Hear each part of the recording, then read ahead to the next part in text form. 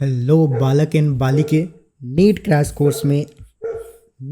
Course के आज के इस वीडियो में हम करेंगे ऑसिलेशन के क्वेश्चन प्रैक्टिस। मेरा नाम है विवेक कुमार, आई से पुणे एलुमनाई एक्स आकाश फिजिक्स फैकल्टी। जैसा कि यूजुअल हम इस क्वेश्चन प्रैक्टिस में करते हैं, सारे ही टॉपिक से, सारे ही फॉर्मूले से क्वेश्चन लेंगे। जो इंपॉर्टेंट क्वेश्चन है वो लेंगे। क्वेश्चन जो होगा वो PYQs प्लस नॉन PYQs का मिक्स होगा। इसके थियरी वीडियो ऑलरेडी अपलोड हो चुके हैं, अगर वो नहीं देखे हो तो मैं रिकमेंड करूंगा कि पहले इस चैप्टर का थियरी वीडियो इस चैनल पे अपलोडेड है वो देख लो, या फिर तुमने पहले से कहीं पे नोट्स बना रखा है तो एक बार फॉर्मूला पूरा गो थ्रू कर लो इस प्रॉब्लम को। मैं होप करता हूँ कि मतलब ये तुमने वीडियो शुरू किया है तो एक बार तुमने फॉर्मूला गो थ्रू कर लिया। अगर तुम्हारे पास शॉर्ट नोट्स नहीं है तो जो इस चैप्टर का थियरी वीडियो है, थियरी वीडियो नीचे डिस्क्रिप्शन में मैं डायरेक्ट अटैच कर दूंगा, उस पर क्लिक करो, उसके डिस्क्रिप्शन में जाओ, थियरी वीडियो के डिस्क्रिप्शन में इसका नोट्स मिलेगा वहाँ पे, तो वहाँ से तुम डायरेक्ट नोट्स डाउनलोड कर लो। वो नोट्स शॉर्ट नोट्स होगा, सारे फॉर्मूले उसमें लिखे हैं, तो वो एक बार गो थ्रू कर लो बस। और फॉर्मूले अगर तुमने बना रखे हैं, तुम्हारे पास कोई नोट्स है तो उस कहीं भी कोई भी नोट्स से, किसी भी नोट्स से तुम गो थ्रू एक बार फॉर्मूला कर लो। एक बार फॉर्मूला सारे आ गए फिर ये वीडियो शुरू करो, मज़ा आ जाएगा मतलब, ठीक। और अगर थोड़ा बहुत तुमने फॉर्मूला देख रखे हैं, थोड़ा बहुत चीज़ें पता है तो ठीक है, you are good to go to follow this video, okay. तो फालतू का टाइम पास नहीं करेंगे, जो भी ऑथेंटिक चीज़ें हैं वो प्रॉपर जो तरीका है प्रॉब्लम सॉल्विंग का वो बता रहा हूँ, ऐसे करोगे तो मतलब चीज़ें आसान होगी तुम्हारे लिए, ठीक। ठीक है, तो बिना कुछ फर्दर बकवास किए हुए सीधा क्वेश्चन प्रैक्टिस शुरू करते हैं, ठीक। क्वेश्चन एज यूजुअल जैसे मैंने पहले बोला था कि सारे ही टॉपिक से लेंगे, सारे ही फार्मूला, जितने भी फार्मूला हैं सारे ही फार्मूला से क्वेश्चन रिलेटेड होंगे और PYQs नॉन PYQs का मिक्स होगा, ठीक। थोड़े से कुछ प्रॉब्लम स्टैंडर्ड के भी लेंगे कि मतलब डिफिकल्ट जो क्वेश्चंस होते हैं, ठीक। ओके, तो शुरू करते हैं अपना क्वेश्चन का सिलसिला। पहला question, topic wise questions arranged होंगे एज यूजुअल, जैसा कि इस क्रैश कोर्स में होता है। अगर तुम ये क्रैश कोर्स मतलब ये वीडियो पहली बार देख रहे हो तो पूरा का पूरा ये क्रैश कोर्स सीरीज चल रहा है। नीचे डिस्क्रिप्शन में टाइम टेबल भी अटैच्ड होगा कि कब कौन से वीडियो आने वाला है, तो वो एक बार देख सकते हो, मतलब वहाँ से वो डाउनलोड कर लो PDF और देख सकते हो कि मतलब सीक्वेंस तुम्हें पता रहेगा कि इसके बाद कौन सा वीडियो आने वाला है, इसके बाद कौन सा वीडियो आने वाला है। डेट हो सकता है कि 1-2 दिन आगे पीछे हो जाए, अभी हम 2 दिन या 3 दिन पीछे चल रहे हैं उस शेड्यूल से, पर सीक्वेंस वही रहेगा। जिस सीक्वेंस में उसमें डाला गया है उसी सीक्वेंस में इस पे वीडियो अपलोड होगा, तो तुम फॉलो अप कर सकते हो। ऑलमोस्ट 25 अप्रैल तक पूरा का पूरा क्रैश कोर्स, सारे ही चैप्टर के थ्योरी, सारे ही चैप्टर के क्वेश्चन प्रैक्टिस हम कंप्लीट करेंगे। उसके बाद कुछ PY मतलब प्रीवियस ईयर पेपर डायरेक्ट लेके सॉल्व करेंगे। 2025 का पेपर एक बार सॉल्व करेंगे एंड में, जब ये पूरा का पूरा सीरीज खत्म हो जाएगा तो पूरा का पूरा ये कंप्लीट सीरीज है। अगर ये तुम वन शॉट सीरीज या फिर क्रैश कोर्स इसको बोल लो, क्रैश कोर्स मतलब क्रैश कोर्स के रूप में ही कर रहे हैं। वन शॉट इसका सारे चैप्टर का वन शॉट थियरी अटैच्ड है, तो तुम अगर ये चीज़ें फॉलो कर रहे हो तो तुम्हें कुछ और फिजिक्स नीट 2026 के लिए फिजिक्स में कुछ और कहीं और से देखने की ज़रूरत नहीं होगी। जो भी कंप्लीट चीज़ें वो सारी चीज़ें मिलेगी। नीचे डिस्क्रिप्शन में एक वेबसाइट का लिंक भी होगा, उस वेबसाइट पे जाके बहुत सारे तुम्हें study material, papers, mock test के paper, questions with detailed solution मिल जाएंगे तुम्हें। वो एक बार जरूर चेकआउट करना। अगर तुम्हें मॉक टेस्ट देना है तो तुम्हारे लिए फ्री पेपर, मतलब सारी चीज़ें फ्री ऑफ कॉस्ट है। उस वेबसाइट पे फ्री ऑफ कॉस्ट बहुत सारे पेपर मैंने डाल रखे हैं। फुल सिलेबस, पार्ट टाइम मतलब full syllabus test, part syllabus test, सिर्फ क्लास 11 का फुल सिलेबस, सिर्फ क्लास 12 का फुल सिलेबस टेस्ट, जो भी परमुटेशन कॉम्बिनेशन लगा सकते हो, हर तरह का पेपर उस पर अपलोडेड है। तो सारे फ्री ऑफ कॉस्ट है। सभी पेपर के साथ उनका सॉल्यूशन भी मिलेगा। और पेपर जो होगा वो PCB, मतलब तुम्हें तीनों ही चीज़ें मिल जाएगी, फिजिक्स केमिस्ट्री बायोलॉजी। यहाँ पे भले ही हम फिजिक्स करते हैं पर जितने भी पेपर अटैच्ड है उसमें फिजिक्स केमिस्ट्री बायोलॉजी पूरा का पूरा 720 मार्क्स का पेपर है, जो कि सारे ही पेपर फ्री ऑफ कॉस्ट है। तो वो तुम डाउनलोड करके फ़ायदा उसका उठा सकते हो, ठीक। ठीक है, मतलब ये वन स्टॉप सॉल्यूशन है तुम्हारा नीट 2026 का फिजिक्स के लिए, ठीक। इस पर सारी चीज़ें मिलेगी। सवालों का सिलसिला शुरू करते हैं, ठीक। पहला सवाल बोल रहा है, what type of motion does mass spring system exhibit when it displace and release. कि मतलब मास स्प्रिंग सिस्टम का होता है भैया, मतलब कोनो स्प्रिंग है उससे कोई मास अटैच्ड है। अब इस मास को थोड़ा सा तुम इधर डिस्प्लेस कर दोगे तो क्या होगा, ये बॉडी जो है वो SHM करेगा। हमने ऑलरेडी बहुत बड़ी एग्जांपल पढ़ रखा है, स्प्रिंग ब्लॉक सिस्टम। SHM में हम केस भी पढ़ते हैं, तो काफ़ी स्टैंडर्ड सा केस है। जो मोशन होगा वो क्या होगा, SHM होगा, ठीक। तो थर्ड ऑप्शन जो है वो करेक्ट हो जाएगा, ओके। अगला सवाल, which of the following represent equation of SHM। इसमें से कौन सा equation of S H M represent कर रहा है। ठीक, तो equation of S H M होने के लिए क्या कंडीशन होना चाहिए कि मतलब एक तो ऐसा होता है कि जो फोर्स होता है वो डायरेक्टली प्रोपोर्शनल होता है मतलब डिस्प्लेसमेंट के। तो एस एच एम के लिए जो फोर्स मतलब इक्वेशन होना चाहिए F should be directly proportional to displacement from the mean position and with minus sign. पर ठीक है, माइनस साइन को हटाओ, अभी गोली मारो, सिर्फ पर फोर्स प्रोपोर्शनल होना चाहिए एक्स के। फोर्स क्या, mass into acceleration, mass into acceleration. Acceleration को क्या लिख सकते हो, d two x by D t square is directly proportional to minus x, या फिर एक्स मास को उधर ले जाओ तो वो भी एक कांस्टेंट ही है। तो basically d two x by D t square जो होना चाहिए वो डायरेक्टली प्रोपोर्शनल होना चाहिए एक्स का या फिर माइनस एक्स के। मतलब एक्स का डबल डिफ्रेंसिएशन करोगे डिस्प्लेसमेंट का तो वो प्रोपोर्शनल होना चाहिए एक्स के। अब चेक कर लो इसमें, अगर इसको हम डबल डिफ्रेंशिएट करें, मतलब मान लो ऐसे तो स्टैंडर्ड सा इक्वेशन होता है, याद ही होता है, पर ये रूल है कि मतलब कोई अननोन चीज़ें कुछ दे दिया तो मतलब वो चेक करना है। तो ये थंब रूल होता है कि मतलब डबल डिफ्रेंशिएशन एक्स का जब टाइम के रिस्पेक्ट में करोगे तो वो डायरेक्टली प्रोपोर्शनल होना चाहिए एक्स का। अब इसमें तुम करोगे तो ये सारी चीज़ें वैलिड होगा नहीं, सिर्फ और सिर्फ यही वाला आएगा। इसको तुम डबल डिफ्रेंशिएट करोगे तो प्रोपोर्शनल होगा एक्स के। एक बार चेक भी कर लेते हैं, जैसे फर्स्ट को करोगे तो डबल डिफ्रेंशिएट एक्स को करोगे तो क्या, पहले एक बार D X by D T अगर सिर्फ करें तो वो क्या हो जाएगा, एक कॉस ओमेगा टी और एक बार ओमेगा जो होगा वो बाहर आ जाएगा। ठीक, एक बार और डिफ्रेंशिएट करें तो d two x by D t square, इसको करें तो क्या, एक बार और ओमेगा बाहर आएगा, कॉस जो होगा वो माइनस साइन में कन्वर्ट हो जाएगा, तो माइनस ओमेगा स्क्वायर ए साइन ओमेगा टी। अब जो ए साइन ओमेगा टी है वो क्या है, नथिंग बट एक्स है, तो ये माइनस ओमेगा स्क्वायर एक्स हो गया। तो जो डबल डिफ्रेंशिएशन है वो डायरेक्टली प्रोपोर्शनल है माइनस एक्स के या फिर एक्स के, यानी कि ये क्या होगा, ये इक्वेशन एस एच एम होगा। ऑब्वियसली कि ये होगा तो बाकी नहीं होगा, पर बाकी चेक भी कर सकते हो कि वो डबल डिफ्रेंशिएट करोगे तो वो डायरेक्टली प्रोपोर्शनल टू एक्स या फिर माइनस एक्स नहीं होगा। मतलब 100% ट्रू देखा जाए तो माइनस एक्स होना चाहिए। ठीक, तो अपना इसमें जो फर्स्ट इक्वेशन होगा वो एस एच एम रिप्रेजेंट कर रहा है। ओके, आगे बढ़ते हैं। अगला सवाल, two equation of two SHM are x is equal to this and y is equal to this. The phase difference between the two is what? Okay. अब इसका जो पहले तो फंक्शन देखेंगे, ये साइन है, यहाँ पे कॉस है, तो पहले तो दोनों को सेम करेंगे। ठीक, दोनों को सेम करेंगे तो क्या, कॉस को लेट से साइन में कन्वर्ट करते हैं, तो ये y है उसको हम क्या लिख सकते हैं, y is equal to b। अब कॉस थीटा को क्या लिख सकते हैं, साइन 90 प्लस थीटा जो होता है वो कॉस थीटा के बराबर होता है। ठीक, तो यहाँ पे जो कॉस थीटा है मतलब जो भी मसाला है, कॉस मसाला इजकल टू क्या, साइन 90 प्लस मसाला। तो ये जो कॉस मसाला है इसको हम लिख सकते हैं साइन 90 प्लस मसाला, मतलब 90 plus omega t minus alpha. इसको साइन के टर्म में ऐसे लिख सकते हैं। अब ये वाला y भी साइन के टर्म में और x जो है वो भी साइन के टर्म में। तो जो भी फेज है, अब फेज डिफरेंस पूछ रहा है तो दोनों के फेज का डिफरेंस ले लेंगे। तो जो फेज डिफरेंस पूछ रहा है वो क्या हो जाएगा, phi two minus phi one हो जाएगा। फाई टू मतलब क्या, ये वाला, मतलब 90 plus omega t minus alpha, ये फाई टू हो जाएगा minus phi one. Phi one की वैल्यू क्या हो जाएगी, ओमेगा टी माइनस अल्फा हो जाएगा। ठीक, तो ये क्या हो जाएगा, 90 plus omega t minus alpha minus omega T plus alpha हो जाएगा। अगर माइनस को अंदर भेजे तो काट कूट करेंगे तो plus omega t minus omega T plus alpha minus alpha ख़त्म। तो जो फेज डिफरेंस है वो किसके बराबर है, 90 डिग्री। 90 डिग्री मतलब थर्ड ऑप्शन जो होगा वो करेक्ट हो जाएगा। ठीक, सवाल चमका। आगे बढ़ते हैं। अगला सवाल, if x is equal to this represent the motion of particle executing simple harmonic motion, the amplitude and time period respectively will be क्या। अब वेव इक्वेशन नहीं, SHM का इक्वेशन, SHM का इक्वेशन दे रखा है और इस पर हमें एम्पलीट्यूड और टाइम पीरियड पूछ रहा है।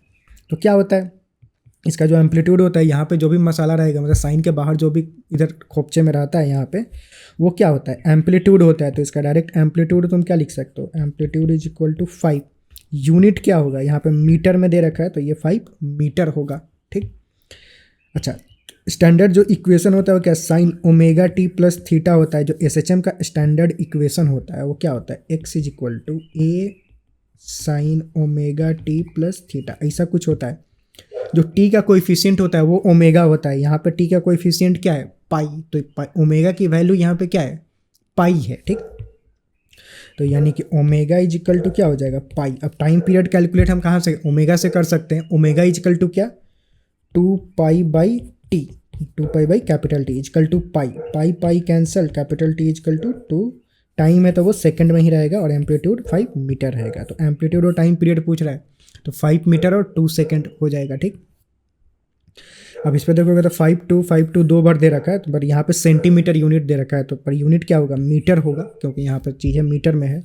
तो जो करेक्ट ऑप्शन होगा वो ये हो जाएगा। इसका ध्यान रखेंगे, एग्जाम में भी कई बार ऐसी हरकतें करता है, यूनिट चेंज कर देगा, वैल्यू सेम देगा, तो हड़बड़ी में तुम मतलब बिना देखे अगर मार के चले आए तो फिर लोचा हो जाएगा, फिर मतलब ठीक रायता फैल जाएगा। ऐसा नहीं करना है, थोड़ा ध्यान देना है, ठीक, यूनिट पे भी। अगला सवाल, the displacement of particle in SHM is x is equal to this plus this, the amplitude of the oscillation will be, क्या होगा, ठीक है। तो मतलब x इज इक्वल टू ये प्लस ये दे रखा है। अब इसको दोनों को जोड़ना है बेसिकली हमें। पहले तो इसको SHM के इक्वेशन में लाना पड़ेगा कि SHM का मतलब जो स्टैंडर्ड इक्वेशन होता है, x is equal to a sine omega t. यहाँ पे दो फंक्शन दे रखा है, दोनों को जोड़ना पड़ेगा। तो इसको कैसे जोड़ते हैं, x is equal to 3 sine 20 pi t plus 4 cos 20 pi t. इसको ये हो गया। या तो तुम इसको ऐसे लिख लो, या फिर तुम कैसे कर सकते हो कि इसको दो SHM की तरह ट्रीट करो। इस SHM का एम्पलीट्यूड 3 है, इस SHM का एम्पलीट्यूड 4 है, और दोनों को ऐड कर दो तो रिजल्टेंट एम्पलीट्यूड क्या होता है दो SHM का, a is equal to resultant amplitude is equal to √a1 square plus a2 square plus 2 a1 a2 cos phi, जहाँ पे फाई क्या होता है, phase difference between the two SHM। अब ये जो दो SHM, इसको अगर हम कंसिडर करें, एक ये और एक ये, तो इन दोनों SHM का फेज डिफरेंस कितना होगा। फेज डिफरेंस के लिए क्या, पहले ये जो फंक्शन होता है उसको सेम करना होता है, दोनों को सेम करना होगा। तो इस कॉस को लेट से साइन में कन्वर्ट कर देते हैं। कॉस थीटा इजकल टू क्या, साइन 90 प्लस थीटा। तो इस मसाले को, इस पूरे कॉस वाले जो मसाला है, इस मसाले को हम क्या लिख सकते हैं, साइन 90 प्लस थीटा। तो इसको मैं ऐसे लिख देता हूँ 20 pi t plus 90 degree, 90 degree मतलब पाई बाई 2, मतलब 90 प्लस दिस या फिर दिस प्लस 90, दोनों सेम ही होगा। तो ऐसे देखने में सुंदर लगता है थोड़ा, तो इसीलिए तो साइन दिस और साइन दिस, अब दोनों के फेज डिफरेंस कितना हुआ, ये सब्ट्रैक्ट करेंगे तो ये कैंसिल हो जाएगा। फेज डिफरेंस जो हुआ सिर्फ पाई बाई 2 के बराबर होगा। मतलब इसका फेज ये, इसका फेज ए, दोनों को डिफरेंस करेंगे तो क्या, 20 पाई टी कैंसिल हो जाएगा, बचेगा क्या, सिर्फ पाई बाई 2। तो यानी कि फेज डिफरेंस का वैल्यू क्या हो गया, पाई बाई 2। सिंपल इसमें वैल्यू चेप देंगे। एम्पलीट्यूड का वैल्यू क्या है, अंडर रूट ऑफ, एक का एम्पलीट्यूड 3 है, दूसरे का एम्पलीट्यूड 4 है, तो 3 square plus 4 square plus 2 into 3 into 4 into cos pi by 2। Cos pi by 2 मतलब क्या होता है, 90। कॉस 90 की वैल्यू 0, तो ये खत्म हो गया। Under root 3 square plus 4 square क्या हो जाएगा, 5 हो जाएगा, ठीक, मतलब 25 5 हो जाएगा। तो 5 यूनिट सबका सेम ही है, तो यूनिट का कुछ लोचा है नहीं यहाँ पे। तो 5 सेंटीमीटर, मतलब थर्ड ऑप्शन जो होगा वो करेक्ट हो जाएगा, ठीक। सवाल चमकाइए। आगे बढ़ते हैं सवालों के सिलसिला में। अगला सवाल, a particle moves according to the equation this, the distance covered by it in the time interval between 0 to 3 second will be, क्या होगा। ओके, मतलब पार्टिकल SHM कर रहा है, ये SHM का ही इक्वेशन है, particle move according to equation. तो इसी, ये जो इक्वेशन है SHM का इक्वेशन है, तो पार्टिकल अगर इस इक्वेशन से मूव कर रहा है तो वो SHM ही कर रहा होगा। x is equal to a cos pi t by 2 ऐसा दे रखा है, ठीक है। अच्छा, अब इसमें हमसे पूछ रहा है कि 0 से 3 तक, t इजकल टू 0 से लेकर के t इजकल टू 3 सेकेंड तक कितना डिस्टेंस कवर करेगा, वो हमें कैलकुलेट करना है। डिस्टेंस कैलकुलेट करना है, ये ध्यान देंगे। डिस्टेंस मतलब टोटल पाथ लेंथ, ठीक है। अच्छा, तो ऐसे जब भी सिचुएशन आए तो पहले तो तुम ये कैलकुलेट करो कि टाइम पीरियड पहले कितना है, क्योंकि ये जो टाइम इंटरवल दे रखा है ये टाइम पीरियड से ज़्यादा है या टाइम पीरियड से कम है, ये पहले चेक करना होता है। तो इसका टाइम पीरियड कितना हो जाएगा, टाइम पीरियड हम ओमेगा से कैलकुलेट कर सकते हैं। ओमेगा इजकल टू क्या, फॉर्मूला 2 पाई बाई टी, और यहाँ पे ओमेगा की वैल्यू क्या है, pi by 2। Coefficient of T जो होता है वो ओमेगा की वैल्यू होती है। तो pi by two is equal to 2 pi by t, तो टी की वैल्यू क्या हो जाएगा यहाँ पे 4 सेकेंड। मतलब टाइम पीरियड कितना है 4 सेकेंड। हमें कितना कैलकुलेट करना है 0 से 3, मतलब 3 सेकेंड के इंटरवल में, मतलब एक टाइम पीरियड के अंदर ही कैलकुलेट करना है। ठीक है, अब जरा पार्टिकल को लोकेट करते हैं। अब पार्टिकल अगर एसएचएम कर रहा है तो मतलब 3 सेकेंड में कितना आ जाएगा, 4 सेकेंड उसका टाइम पीरियड है। मतलब क्या कि एक राउंड पूरा कंप्लीट करने में वो 4 सेकेंड का टाइम ले रहा है। ठीक, मतलब मीन पोजीशन से एक्सट्रीम जाएगा, फिर मीन आएगा, फिर एक्सट्रीम जाएगा, फिर मीन आएगा, इसमें टोटल 4 सेकेंड ले रहा है। हमसे कितना में पूछा जा रहा है, 3 सेकेंड में पूछा जा रहा है। मतलब क्या, मतलब ये जाने में कितना T/4 टाइम लेता है, फिर आने में T/4, तो T/4 यहाँ से यहाँ जाने में कितना लगेगा 1 सेकेंड लेगा, फिर 1 सेकेंड यहाँ लाने में 2 सेकेंड, और फिर यहाँ जाएगा 3 सेकेंड। तो जो टोटल डिस्टेंस कवर करेगा वो कितना हो जाएगा, आसानी से निकल आया यहाँ पे। मतलब टोटल डिस्टेंस कितना हो जाएगा 3 सेकेंड में, 1 सेकेंड, 2 सेकेंड और 3 सेकेंड, टोटल 4 सेकेंड है। तो T/4 टाइम लगता है मीन से एक्सट्रीम जाने में। अगर मान लो कि T=0 पर मीन पे है, हालांकि यहाँ पे चेक करोगे T=0 पर पार्टिकल कहाँ है, T=0 मतलब 0, पार्टिकल एक्सट्रीम पोजीशन पे कोई नहीं, तो पार्टिकल T=0 पे यहाँ पे, तो 1 सेकेंड में मीन पोजीशन पे जाएगा, फिर दूसरे सेकेंड में एक्सट्रीम पोजीशन पे, फिर तीसरे सेकेंड में यहाँ पे आ जाएगा। टोटल डिस्टेंस कितना कवर किया, A plus A plus A, 3A, 3 second, तो 3A, A जहाँ पे एम्पलीट्यूड है यहाँ पे। ठीक, तो टोटल डिस्टेंस यहाँ पे डायरेक्ट तुम बोल सकते हो 3A। तो ऐसे जुगाड़ लगा के मतलब ऐसे कैलकुलेट करना पड़ता है इसके ऐसे ऐसे सिचुएशंस में। ठीक, ओके, आगे बढ़ते हैं। अगला सवाल, in the x t graph the particle performing simple harmonic motion as shown in the photo में जैसे दे रखा है सिंपल हार्मोनिक मोशन परफॉर्म कर रहा है। The acceleration of the particle at T=2 second will be what. मतलब टाइम T=2 सेकेंड पे acceleration क्या होगा। एक्सिलेशन का फॉर्मूला क्या होता है, acceleration is equal to minus omega square into x, ये एक्सिलेशन का फॉर्मूला होता है। ठीक, अच्छा, x की वैल्यू क्या होगी T=2 सेकेंड पे, पार्टिकल कहाँ पे है एक्सट्रीम पोजीशन पे, मतलब x की वैल्यू 1 सेंटीमीटर है, +1 सेंटीमीटर है, ये भी ध्यान देंगे। तो x की वैल्यू +1 सेंटीमीटर है। ओमेगा की वैल्यू क्या होती है, ओमेगा क्या होता है 2 पाई/t, टाइम पीरियड कितना है, एक कंप्लीट साइकिल में कितना टाइम लग रहा है 8 सेकेंड लग रहा है। तो टाइम पीरियड की वैल्यू कैपिटल T की वैल्यू कितना है यहाँ पे 8 सेकेंड। तो ओमेगा की वैल्यू क्या हो जाएगी, ओमेगा इजकल टू 2 पाई/t, मतलब 2 पाई/8, तो ये हो जाएगा पाई/4 ओमेगा की वैल्यू। तो अब हमें ओमेगा मिल गया, एक्स की वैल्यू मिल गई, इसमें चेप देंगे तो एक्सेलरेशन आ जाएगा। तो सिंपल इसमें वैल्यू चेप देते हैं, तो acceleration is equal to minus omega square, omega की वैल्यू पाई/4 का स्क्वायर इंटू एक्स, एक्स की वैल्यू 1। ठीक, तो ये कितना हो जाएगा -π²/16। ठीक, -π²/16। अब देखोगे आंसर में तो -π²/16 प्लस π²/16 भी दे रहेगा, लेकिन आंसर माइनस में आएगा क्योंकि एक्सेलरेशन जो होता है minus omega square into x होता है। ठीक, तो साइन का यहाँ पे इंपॉर्टेंस है, यानी कि जो फर्स्ट ऑप्शन होगा वो करेक्ट हो जाएगा अपना। ठीक, ठीक है, आगे बढ़ते हैं। अगला सवाल, amplitude of the oscillation of a particle execute SHM is this. Amplitude दे रखा है, it's displacement from mean position in time interval in time equal to 1/6 of its time period is what. Okay, amplitude की value दे रखा है 2 centimetre और हमसे पूछ रहा है कि in time delta T capital T/6 1/6 of its time period, इस टाइम इंटरवल में वो कितना डिस्प्लेसमेंट होगा, क्या उसका डिस्प्लेसमेंट पूछ रहा है क्या होगा। ठीक है, तो ऐसे क्वेश्चंस को करने के लिए फेजर डायग्राम का यूज करना ज़्यादा इजी होता है और करेक्ट भी होता है। कभी कभी तुम डायरेक्ट इक्वेशन से सॉल्व करोगे तो चीज़ें गलत आ जाती है,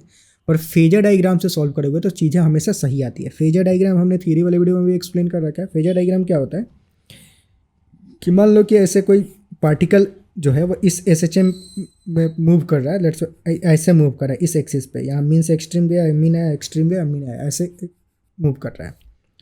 तो इसको तुम कंसिडर कर सकते हो कि पार्टिकल जो है सर्कुलर पाथ पे मूव कर रहा है, इसे यहाँ से स्टार्ट किया T=0 पे और ऐसे ओमेगा स्पीड से सर्कुलर पाथ पे मूव कर रहा है। ठीक है, अब पहला हम ये कैलकुलेट करेंगे कि इस टाइम इंटरवल में जो भी डेल्टा T दे रखा है टाइम इंटरवल में, इस टाइम इंटरवल में पार्टिकल कितना एंगल मूव करेगा, पहले ये कैलकुलेट करते हैं। तो जो थीटा यहाँ पे कितना मूव करेगा, थीटा की वैल्यू क्या होगी, ओमेगा इंटू टी के बराबर होगा। एंगल कितना मूव करेगा, क्या एंगुलर, मतलब पार्टिकल को हम अज्यूम करते हैं कि ओमेगा एंगुलर स्पीड से, जो वहाँ पे एंगुलर फ्रीक्वेंसी होता था, इसको हम अज्यूम करते हैं ऐसा कि पार्टिकल सर्कुलर पाथ पे एंगुलर स्पीड ओमेगा से ऐसे रोटेट कर रहा है, रिवॉल्व कर रहा है मतलब। तो ओमेगा की वैल्यू क्या, 2 पाई बाई टी, और यहाँ पे टाइम इंटरवल की वैल्यू क्या दे रखा है, t/6, तो t/6 डाल देंगे तो ये क्या हो जाएगा, π/3 हो जाएगा बेसिकली थीटा की वैल्यू। मतलब ये थीटा कितना एंगल रोटेट करेगा, π/3। अब π/3 रोटेट किया तो डिस्प्लेसमेंट कितना होगा, t=0 पे पार्टिकल यहाँ पे था, t=0 पे पार्टिकल जो था वो यहाँ पे था। After some time delta t particle जो है कहाँ आ गया, यहाँ पे आ गया, तो ये इसका डिस्प्लेसमेंट हुआ, ये चमक रहा है ठीक। जो SHM होगा वो इस एक्सिस पे होगा, मतलब इसी वाले एक्सिस पे होगा हमेशा ठीक। पर हम मान के चलते ऐसे मूव करते हैं, पार्टिकल जब यहाँ जाता तो यहाँ पे इसका प्रोजेक्शन, जब पार्टिकल यहाँ पे आ गया तो मतलब इस पार्टिकल का जो एक्चुअल लोकेशन होगा जो SHM कर रहा है वो यहाँ पे होगा। तो डिस्प्लेसमेंट कितना का हुआ, इतना का डिस्प्लेसमेंट हुआ। ये डिस्प्लेसमेंट किसके बराबर होगा, ये ए है, अगर एम्पलीट्यूड के बराबर ये होता है रेडियस, तो ये वाला लेंथ कितना होगा, ए साइन थीटा के बराबर होगा। तो जो डिस्प्लेसमेंट होगा यहाँ पे डेल्टा एक्स वो किसके बराबर होगा, ए साइन थीटा के बराबर होगा, जहाँ पे ए की वैल्यू दे रखा है यहाँ पर एम्पलीट्यूड कितना 2 सेंटीमीटर, और थीटा हमने कैलकुलेट किया कि वो 60 डिग्री मूव कर रहा है, तो साइन π/3, साइन 60 डिग्री की वैल्यू क्या, √3/2, तो 2 इंटू √3/2, 2 कैंसिल, तो ये √3 हो जाएगा। तो जो डेल्टा एक्स की वैल्यू होगी वो √3 हो जाएगा, √3 हो जाएगा, मतलब सेकंड ऑप्शन जो है वो करेक्ट हो जाएगा ठीक। तो सवाल मतलब ये कंप्लीट हुआ। ओके, आगे बढ़ते हैं, अगला सवाल। A particle start it's SHM from the mean position eight t=0 if its time period is capital T and amplitude is capital A, the distance traveled by the particle in time 0 to 5t/4 will be, क्या होगा वो हमें calculate करना है। अब यहाँ पे देखो डिस्टेंस पूछ रहा है, ये ध्यान देंगे ठीक। ठीक है, तो मतलब पार्टिकल SHM कर रहा है और at it start from mean position eight t=0, मतलब t=0 इनिशियली कहाँ पे था, मीन पोजिशन पे था ठीक है। तो लेट्स से ये मीन पोजीशन हो गया, ये एक्सट्रीम पोजीशन, इधर ये एक्सट्रीम पोजीशन। अब हमसे पूछ रहा है कि कहाँ कितना टाइम में पूछ रहा है, t=0 से लेकर के 5t/4, जहाँ पे कैपिटल T क्या है, टाइम पीरियड है ठीक है। तो टाइम कितना है, 0 से लेकर के 5t/4, इस 5t/4 को तुम क्या लिख सकते हो, t+t/4 लिख सकते हो। तो समझ में आया, ये t+t/4 जो है 5t/4, अभी ऐसा मैं क्यों लिख रहा हूँ। अब यहाँ पे तुम इंटरवल देखोगे तो इंटरवल कितना है, 5t/4 का है, मतलब दिस माइनस दिस। तो यहाँ पे एक कंप्लीट राउंड प्लस t/4, मतलब एक टाइम पीरियड प्लस t/4। तो पहले मीन पोजीशन पे था, तो एक कैपिटल T में वो एक्सट्रीम पे जाएगा, मीन पे आ जाएगा, एक्सट्रीम पे जाएगा, मीन पे आ जाएगा। तो पहले तो इतना डिस्टेंस वो कवर कर लेगा। तो इस टाइम कैपिटल T में उसने कितना डिस्टेंस कवर किया, 4 टाइम्स ऑफ एम्पलीट्यूड के बराबर ठीक। तो स्टार्टिंग में मतलब पार्टिकल कहाँ, स्टार्टिंग में इस टाइम में कितना डिस्टेंस किया, 4 टाइम्स ऑफ एम्पलीट्यूड के बराबर। इस टाइम इंटरवल में अब बचा हुआ जो t/4 है, t/4 मतलब क्या, 1/4 of the time period. 1/4 of the time period में क्या होगा, मतलब पार्टिकल लेट से अगर इधर मूव करा, इधर आ गया, इधर आ गया, इधर आ गया वापस, ये कैपिटल T पूरा कवर हो गया। अब अगेन t/4 में अगेन एक्सट्रीम पोजिशन पर जाएगा, क्योंकि t/4 सेकेंड में एक्सट्रीम मीन से एक्सट्रीम पर जाता है, तो फिर ए डिस्टेंस कवर कर लेगा। तो इसमें कितना डिस्टेंस कवर करेगा, ए कवर करेगा। तो टोटल कितना हो जाएगा डिस्टेंस, 4a + a 5a के बराबर होगा। तो जो टोटल डिस्टेंस होगा वो 5a/4, मतलब फोर्थ ऑप्शन जो होगा वो करेक्ट होगा। अब इसको ऐसे क्यों मैं सॉल्व कर रहा हूँ, इसलिए कि तुम अगर सिर्फ इनिशियल और फाइनल देखोगे तो उससे समझ में नहीं आएगा। जैसे कि अगर मैं सोचूं कि t=0 पे पार्टिकल कहाँ पे था, यहाँ पे था ठीक है। 5t/4 पे पार्टिकल कहाँ पे होगा, तो 5t/4 कैलकुलेट करूँगा। तो पहले यहाँ पे जाएगा, यहाँ पे आएगा t/4, 3t/4, 4t/4, 4t/4 हो गया। एक t/4 होता है ये, मतलब यहाँ से यहाँ, तो 1t/4, 2t/4, 3t/4, 4t/4, 5t/4, मतलब एक यहाँ पे होगा। मतलब इनिशियली यहाँ पे था, ऐसा प्रतीत होगा कि इनिशियली यहाँ पे था, फाइनली यहाँ पे है। तो कितना डिस्टेंस कवर किया, इतना डिस्टेंस कवर किया, ऐसा तुम्हें फील आएगा। तो ये तो ए के बराबर ही है, पर ऐसा नहीं है, वो बीच में पूरा एक राउंड लगा चुका है। तो वो पता कैसे चलेगा जब पूरा तुम इसको स्प्लिट करोगे टाइम पीरियड के टर्म्स में, कि पहले कितना कंप्लीट राउंड मारा, पहले वो कैलकुलेट करो, फिर जो कंप्लीट राउंड मारने के बाद बच गया टाइम, उस टाइम में कितना चलेगा वो पता करो, और फिर दोनों को जोड़ना होता है। ठीक, तो इसलिए यहाँ पे 5t/4 ये फोर्थ ऑप्शन जो होगा वो करेक्ट होगा। ठीक, ओके, अगला सवाल। A particle start SHM from the main position, it's amplitude is capital A and it's time period is capital T। ठीक है, at the time when the speed is half the maximum speed, its displacement will be what? Particle mean position पे से start कर रहा है, ये दे रखा है, मतलब यहाँ पे जब t=0 पे पार्टिकल यहाँ पे था, उसका डिस्प्लेसमेंट 0 था। हमसे पूछ रहा है कि किस टाइम पे उसका स्पीड जो होगा half of the maximum speed होगा। तो पहले तो ये कैलकुलेट करते हैं कि कब जो स्पीड होगा उसका half of the maximum speed होगा। ठीक, लेट से मान लेते हैं कि डिस्प्लेसमेंट x होने के बाद उसका जो स्पीड है वो मैक्सिमम स्पीड का आधा हो गया, ऐसा पूछ रहा है। तो पहले तो मैक्सिमम स्पीड किसके बराबर होता है, ओमेगा इंटू ए के बराबर होता है SHM में, और जो स्पीड का फॉर्मूला होता है वो क्या होता है, ओमेगा √a² माइनस x² के बराबर। ठीक, और हमसे पूछ रहा है कि कब ये जो स्पीड है वो मैक्सिमम स्पीड का आधा हो जाएगा। तो मतलब v की वैल्यू क्या, ओमेगा a/2 हो जाएगी, कब होगा। तो पहले उसके कॉरेस्पॉन्डिंग इस फॉर्मूला का यूज करके हम x कैलकुलेट कर लेंगे कि वो x कितना होगा। अगर वो कैलकुलेट करें तो कितना होगा x, अब काट कुट करो, यहाँ पे ओमेगा से ओमेगा कैंसिल, दोनों तरफ स्क्वायर कर देंगे तो ये बन जाएगा a²/4, this is equal to a² minus x²। तो यहाँ से x² क्या हो जाएगा, a² माइनस a²/4। इसको कैलकुलेट करें तो क्या, 1 - 1/4 3a²/4 हो जाएगा। तो ये x², तो x की वैल्यू क्या, तो √3x/2 हो जाएगा, इसको अंडर रूट लोगे तो। ठीक, तो 3a/2 x 3a/2, sorry not x, a/2। ठीक है, तो x की वैल्यू ये आ गया। हमसे वही पूछ रहा है कि at the time when the displacement is half of the displacement will be what, time नहीं पूछ रहा है, डिस्प्लेसमेंट पूछ रहा है। बेसिकली x की वैल्यू ही पूछ रहा है कि कब उसका स्पीड आधा हो जाएगा। तो कब आधा होगा, जब x की वैल्यू ये हो जाएगी 3√3a/2। ठीक, तो √3a/2 मतलब थर्ड ऑप्शन जो होगा वो करेक्ट हो जाएगा। तो ये मतलब यहाँ पे फाइनल आंसर हो गया। ठीक, आगे बढ़ते हैं, अगला सवाल।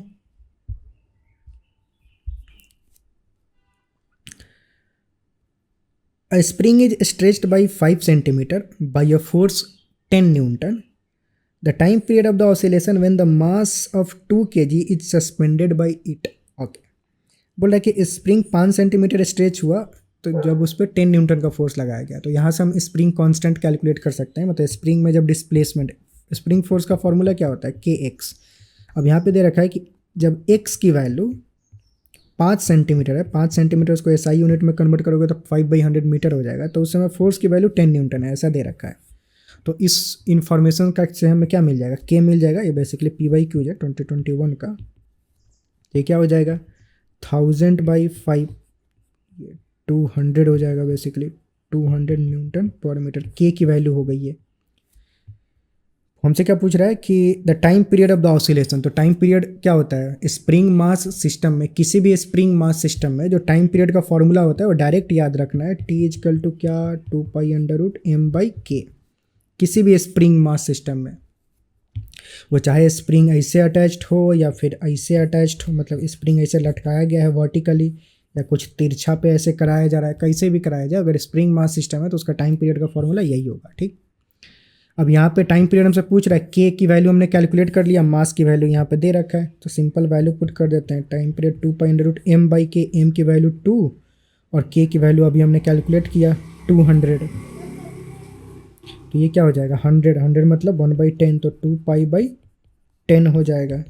2π मतलब 2 × 3.14, तो 6.28/10, तो 0.628 हो जाएगा दिस सेकंड। मतलब क्या, मतलब 0.628, मतलब थर्ड ऑप्शन जो होगा वो करेक्ट हो जाएगा। ठीक, तो मतलब ये अपना फाइनल आंसर हुआ। अगला सवाल देखते हैं आगे। For a body in SHM the velocity is given by the relation this, the maximum acceleration क्या होगा वो कैलकुलेट करना है। ठीक है, वेलोसिटी का एक्सप्रेशन दे रखा है और मैक्सिमम एक्सेलरेशन पूछ रहा है। तो पहले तो मैक्सिमम एक्सेलरेशन क्या होता है, ए मैक्स की वैल्यू क्या होता है, एक्सेलरेशन क्या होता है, minus omega square into x होता है। मैक्सिमम कब होगा, जब एक्स की वैल्यू मैक्सिमम होगा। एक्स की मैक्सिमम वैल्यू क्या होगी, ए होता है एम्पलीट्यूड के बराबर। डिस्प्लेसमेंट मैक्सिमम कब होता है, एम्पलीट्यूड के बराबर। तो जो मैक्सिमम एक्सेलरेशन का फॉर्मूला होगा वो ओमेगा स्क्वायर इंटू ए के बराबर होगा। अब हमें चाहिए ओमेगा और ए, इसको कैलकुलेट करने के लिए यही हमें कैलकुलेट करना है। अब ये कैसे, उसके लिए ये इन्फॉर्मेशन दे रखा है कि वेलोसिटी का जो एक्सप्रेशन है under root of 144 minus 16x², ऐसे दे रखा है। ठीक है, हम जानते हैं कि वेलोसिटी का फॉर्मूला क्या होता है, omega under root a square minus x², ऐसा होता है। वेलोसिटी का क्या फॉर्मूला होता है, omega under root a square minus x² is equal to under root of 144 minus 16x², ऐसा हुआ। अच्छा, अब इसमें तो ओमेगा बाहर आ रहा है, इसके ओमेगा में इधर कुछ है नहीं, और तो हम काम क्या करते हैं कि ओमेगा को अंदर घुसेड़ देते हैं। ठीक, क्योंकि यहाँ पे भी यहाँ पे x² होगा, क्योंकि यहाँ भी सिर्फ x², यहाँ पे कुछ नंबर आ रहा है, मतलब कि अंदर ओमेगा को घुसेड़ा गया है। तो इस ओमेगा को अंदर घुसेड़ दे तो ओमेगा अंदर जाएगा तो क्या, ओमेगा स्क्वायर बन जाएगा। तो ये अंदर जाएगा तो क्या बन जाएगा, omega square A square minus omega square x², that is equal to under root of 144 minus omega minus 16x²। ठीक, अब इसको ध्यान से देखो और इसको ध्यान से देखो, क्या समझ में आ रहा है। इसको प्यार से देखेंगे और इसको भी मन की आंखों से एकदम भावनाओं से देखेंगे तो समझ में आएगा कि जो ओमेगा स्क्वायर है बेसिकली वो 16 के बराबर है। कोएफिशिएंट x² का कोएफिशिएंट यहाँ पे क्या है, ओमेगा स्क्वायर, यहाँ पे क्या है 16, मतलब दोनों बराबर होंगे। मतलब क्या, ओमेगा स्क्वायर जो है वो 16 के बराबर है। तो ओमेगा कितना हो जाएगा, 4 हो जाएगा अंडर रूट ऑफ 16। अच्छा, ये जो होगा फिर इसके बराबर होगा। ठीक, मतलब omega square into A square is equal to 144।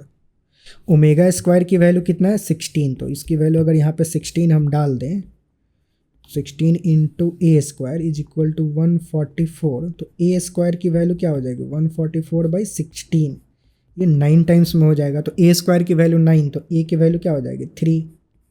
तो ए मिल गया हमें, ओमेगा मिल गया और ए मिल गया। इसकी वैल्यू यहाँ पे चेप देते हैं, तो माइनस ओमेगा स्क्वायर डायरेक्ट 16 लिख सकते हो, ए की वैल्यू 3, 16 3 जा -48 मीटर पर सेकंड स्क्वायर। यहाँ पे हमसे क्या मैग्नीट्यूड सिर्फ पूछ रहा है, साइन के बारे में कुछ बोल ही नहीं रहा है। तो ठीक है, मैक्सिमम एक्सेलरेशन का सिर्फ मैग्नीट्यूड पूछ रहा है, तो 48 हो जाएगा, मतलब फोर्थ ऑप्शन जो होगा वो करेक्ट हो जाएगा। ठीक, तो मतलब सवाल यहाँ पे ये कंप्लीट हुआ। ओके, आगे बढ़ते हैं। अगला सवाल जरा देखो तुम, 1 मिनट।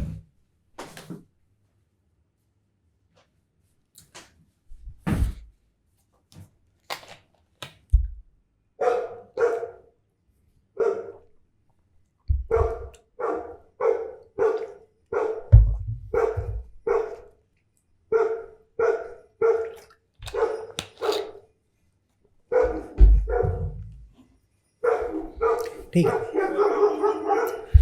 कुत्तों की आवाज़ पे ध्यान नहीं देंगे। अगला सवाल दे रहा है, a body of mass this is in SHM and it's displacement is given by the relation this, if t is in second the maximum force acting on the particle will be, क्या होगा वो हमें calculate करना है। ठीक है, maximum force पूछ रहा है, तो एफ मैक्स किसके बराबर होगा, फोर्स क्या होता है, मास इंटू एक्सेलरेशन के बराबर। मास तो कांस्टेंट ही होता है, तो मतलब कि एक्सेलरेशन की वैल्यू मैक्सिमम होनी चाहिए। अब एक्सेलरेशन मैक्सिमम की किसके बराबर होता है, ओमेगा स्क्वायर इंटू ए के बराबर। लेट्स से सिर्फ मैग्नीट्यूड की बात करते हैं, क्योंकि फॉर्मूला में सिर्फ मैग्नीट्यूड की बात कर रहा है, सब प्लस ही है, साइन का कोई लोचा नहीं है। तो मैक्सिमम एक्सेलरेशन सिर्फ हम मैग्नीट्यूड के टर्म्स में लिखे तो क्या हो जाएगा, ओमेगा स्क्वायर इंटू ए, ये मैक्सिमम एक्सेलरेशन का फॉर्मूला होता है। एक्सेलरेशन क्या होता है, minus omega square into x, maximum मतलब एक्स की वैल्यू मैक्सिमम, जस्ट पिछले क्वेश्चन में भी हमने देखा था। तो ये मैक्सिमम फोर्स हो जाएगा। ठीक, अच्छा, अब तो मतलब हमें क्या चाहिए, मास तो दे रखा है यहाँ पे, हमें चाहिए ओमेगा और हमें चाहिए ए। ये कहाँ से कैलकुलेट करेंगे? ये कैलकुलेट करेंगे इक्वेशन से। ये जो इक्वेशन दे रखा है, इस इक्वेशन को ध्यान से देखेंगे। जो स्टैंडर्ड इक्वेशन होता है क्या, y is equal to a sine omega T plus theta, ठीक। तो मतलब एम्पलीट्यूड कितना हो जाएगा 0.05, और जो ओमेगा की वैल्यू होगी वो टी का कोएफिशिएंट मतलब 20। तो ए की वैल्यू कितना है यहाँ पे, ए की वैल्यू कितना है 0.05 और ओमेगा की वैल्यू कितना है 20। तो ये ए हो गया, ये ओमेगा हो गया। अब हमें मैक्सिमम फोर्स कैलकुलेट करना है, तो क्या हो जाएगा, एम ओमेगा स्क्वायर इंटू ए। एम की वैल्यू कितना यहाँ पे दे रखा है 1/4, डाल देते हैं 1/4 इंटू ओमेगा स्क्वायर। ओमेगा की वैल्यू कितना 20 का स्क्वायर। ए की वैल्यू कितना 0.05, ये ए की वैल्यू। यहाँ पे सारा वैल्यू हमने चेप दिया, तो यही मैक्सिमम फोर्स हो जाएगा। इसकी वैल्यू कैलकुलेट करें तो क्या 1/4 इंटू 20 को स्क्वायर मतलब 20 इंटू 20, ये 0.5 का 5/100 लिख सकते हो। ये 20 टाइम्स में 20 से 20 कैंसिल, 4 से ये 5 कैंसिल, 5 टाइम्स में। तो मैक्सिमम फोर्स जो होगा वो 5 न्यूटन आ जाएगा, एफ मैक्स की वैल्यू, ठीक। 5 न्यूटन मतलब फर्स्ट ऑप्शन जो होगा वो करेक्ट हो जाएगा, ठीक। सवाल चमक रहा है, ओके। आगे बढ़ते हैं। अगला सवाल, two simple harmonic motion A and B are given by respectively this the following equation. मतलब एक ए और बी दो एसएचएम दे रखा है। The phase difference between the to wave will be what. Phase difference हमें कैलकुलेट करना है, ठीक है। फेज डिफरेंस कैलकुलेट करने के लिए सबसे पहले हम क्या ध्यान देते हैं कि ये जो मसाला है दोनों सेम है या नहीं। तो पहले ये चेक करेंगे कि ये दोनों मसाला सेम है या नहीं। तो दिख रहा है कि दोनों मसाला क्या है, सेम है। दोनों मसाला सेम है तो इसको हम क्या करेंगे, सिर्फ सबट्रैक्ट करेंगे, ठीक। मतलब दिस माइनस दिस कर देंगे। मतलब omega T plus π/6 this minus omega T plus 3π/6। अब बड़ा माइनस छोटा, हमने छोटा माइनस बड़ा कर दिया, कोई बात नहीं, पर हम सिर्फ साइन मतलब प्लस माइनस का मतलब नहीं है, हम सिर्फ मैग्नीट्यूड की बात कर रहे हैं। तो ये फेज डिफरेंस हो जाएगा डेल्टा फाई, इसका फेज माइनस इसका फेज। ये सब्ट्रैक्ट करेंगे तो क्या हो जाएगा, यहाँ पे ओमेगा टी यहीं पे काट कूट देते हैं, ये माइनस ओमेगा टी बन जाएगा, ये प्लस ओमेगा टी कैंसल। तो π/6 माइनस 3π/6, ये क्या बन जाएगा -2π/6 मतलब -π/3।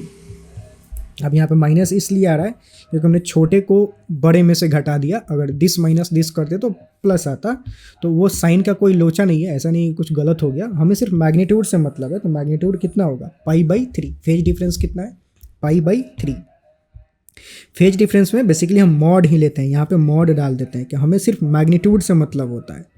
तो मॉड डाल देंगे यहाँ पे, तो मतलब इसका वैल्यू भी π/3 ही हो जाएगा, ठीक। तो जो थर्ड ऑप्शन है वो करेक्ट हो जाएगा।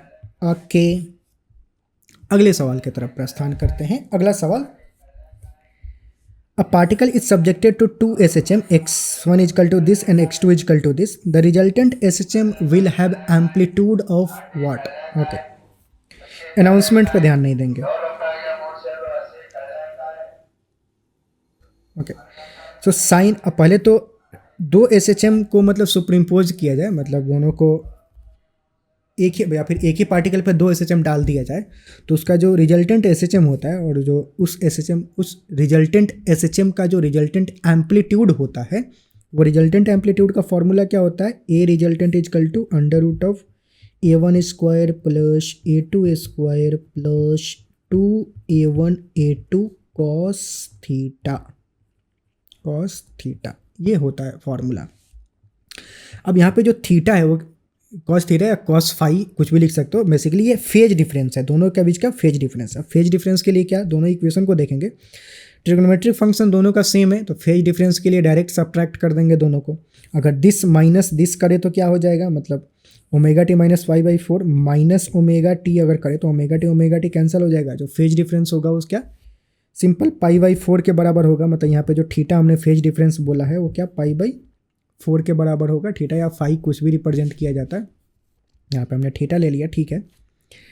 तो एम्पलीट्यूड क्या हो जाएगा फिर, रिजल्टेंट एम्पलीट्यूड √of अब एम्पलीट्यूड क्या है, A1 A2 ही यहाँ पे दे रखा है, तो इंडिविजुअल एम्पलीट्यूड जो है वो A1 A2 ही दे रखा है, तो वही वैल्यू पुट कर देंगे, A1 square plus A2 square plus 2A1 A2 cos theta, theta की वैल्यू π/4, कॉस π/4 मतलब कॉस 45, कॉस 45 1/√2 होता है, तो √2 और 2 को कैंसिल करेंगे तो यहाँ पे √2 आ जाएगा, तो √2 इंटू A1 A2 हो जाएगा, ये हो जाएगा √2 A1 A2। ठीक, तो ये रिजल्टेंट एम्पलीट्यूड हो जाएगा, मतलब थर्ड ऑप्शन जो है वो करेक्ट हो जाएगा यहाँ पे, ये चमका। ओके, अगला सवाल, if a particle execute SHM with angular velocity this and maximum acceleration this, the amplitude of the oscillation will be what. Okay, अब यहाँ पे मैक्सिमम एक्सेलरेशन दे रखा है, मैक्सिमम एक्सेलरेशन का फॉर्मूला क्या होता है, ए मैक्स दे रखा है, कितना दे रखा है 7.5। ठीक है, ए मैक्स का फॉर्मूला क्या होता है, मैग्नीट्यूड वाइज देखें तो ओमेगा स्क्वायर इंटू ए के बराबर होता है, इजकल टू 7.5। अब यहाँ पे ओमेगा की वैल्यू भी दे रखा है, एंगुलर वेलोसिटी 3.5, चेप देंगे तो इसकी वैल्यू अगर चेप दें यहाँ पे तो 3.5 का square into a is equal to 7.5। ठीक, तो इसका वैल्यू कैलकुलेट करें तो कितना हो जाएगा, 3.5 का स्क्वायर मतलब 35/10 का स्क्वायर, मतलब 35/10 into 35/10 into a is equal to 7.5 को 75/10 लिख सकते हैं। ठीक, काट कूट करें तो क्या 10 से 10 कैंसिल, और क्या कैंसिल करें 5 से करें तो 7, 5 से ये 7, 5 5 जो 25, तो 25 3 जा, ये कैंसिल हो जाएगा, तो ए की वैल्यू कितना हो जाएगा, इस 10 को उधर भेजो तो 30 डिवाइडेड बाई 7 इंटू 7 49, मतलब 30/49, 49 को अप्रॉक्सीमेटली तुम 50 लिख सकते हो, 50 लिखोगे अगर तो मतलब 50 अगर लिखें और 2 से कर दें तो ये बन जाएगा 660 हो जाएगा, नॉट 600, और ये 100 हो जाएगा, 60/100 0.6, तो मतलब अप्रॉक्सीमेटली 0.6 के बराबर आएगा कुछ, तो यहाँ पे अप्रॉक्सीमेटली 0.6 आएगा, 6.9 तक तो नहीं जाएगा, 6.1 हो सकता है, तुम एग्जैक्ट भी कैलकुलेट कर सकते हो, 49 को 30 को 49 से डिवाइड करोगे तो मतलब इतना ज़्यादा नहीं होगा कि ये 0.7 के क्लोज है, 0.7 नहीं होगा, 0.6 ही होगा, थोड़ा सा ज़्यादा होगा पर उतना भी ज़्यादा नहीं, तो 0.61 मतलब फर्स्ट ऑप्शन जो होगा वो करेक्ट हो जाएगा। ठीक, ओके, अगला सवाल, the potential energy of the particle executing SHM is this, potential energy दे रखा है, when the displacement is half the amplitude. Okay, the total energy of the particle क्या होगा, ये हमें कैलकुलेट करना है, मतलब बोल रहा है कि जब x की वैल्यू a/2 थी, हाफ एम्पलीट्यूड थी, तो उस टाइम पे पोटेंशियल एनर्जी की वैल्यू 2.5 थी, तो टोटल एनर्जी क्या होगा इसका वैल्यू आप कैलकुलेट करिए। ठीक है, टोटल एनर्जी, पोटेंशियल एनर्जी का फॉर्मूला क्या होता है, पोटेंशियल एनर्जी का फॉर्मूला SHM के केस में हाफ kx स्क्वायर या फिर half m omega square into X square, ये पोटेंशियल एनर्जी का फॉर्मूला होता है। अब यहाँ पे हम x की वैल्यू पुट कर देते हैं, तो half m omega square, x की वैल्यू a/2 का द होल स्क्वायर, तो x की वैल्यू जब a/2 है तो पोटेंशियल एनर्जी की वैल्यू कितना है 2.5।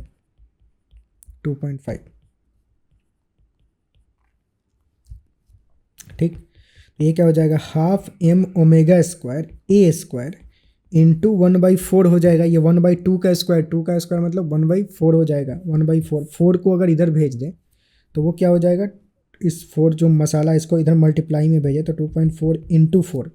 अब ये जो मसाला है half m omega square into ए स्क्वायर, ये क्या है, टोटल एनर्जी का फॉर्मूला है, टोटल एनर्जी का फॉर्मूला यही होता है, हाफ m ओमेगा स्क्वायर ए स्क्वायर, तो इसको तुम क्या लिख सकते हो, टोटल एनर्जी लिख सकते हो, ये क्या हो जाएगा 4 इंटू 2.5 मतलब क्या हो जाएगा 10 जूल, 10 जूल मतलब सेकंड ऑप्शन जो है वो करेक्ट हो जाएगा।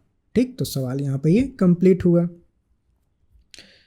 आगे बढ़ते हैं, अगला सवाल, the angular velocity and amplitude of simple harmonic, the angular velocity and amplitude of simple pendulum is omega and A respectively. ठीक है, एंगुलर वेलोसिटी और एम्पलीट्यूड दे रखा है। ठीक है, at displacement x from the mean position, if its kinetic energy is t and potential energy is v, then the ratio of t and v will be what. t क्या है, kinetic energy, eight displacement x, kinetic energy का formula क्या होता है, half M omega square ए square minus X square.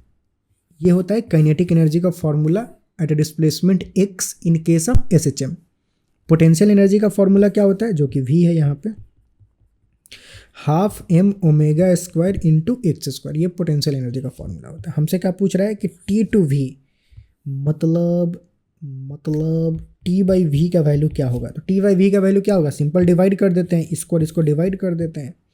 तो divide करेंगे तो क्या, यहीं पे देख लेते हैं, half half cancel, M omega square cancel हो जाएगा, बचेगा क्या, A square minus X square by X square बचेगा। सिंपल डायरेक्ट आंसर आ गया, A square minus X square by X square. मतलब यहाँ पे जो एम्पलीट्यूड हमने कैपिटल ए ले रखा है, यहाँ पे एम्पलीट्यूड जो है स्मॉल ए दे रखा है, ठीक है। मतलब उसको भावनाओं के मन की आंखों से देखेंगे तो ये छोटा ए ही दिखेगा।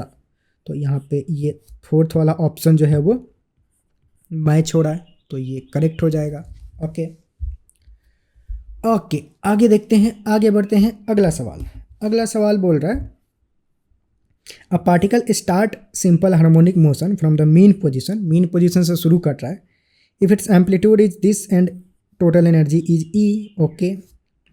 Eight one instant its kinetic energy is this, the displacement at that instant will be what, okay.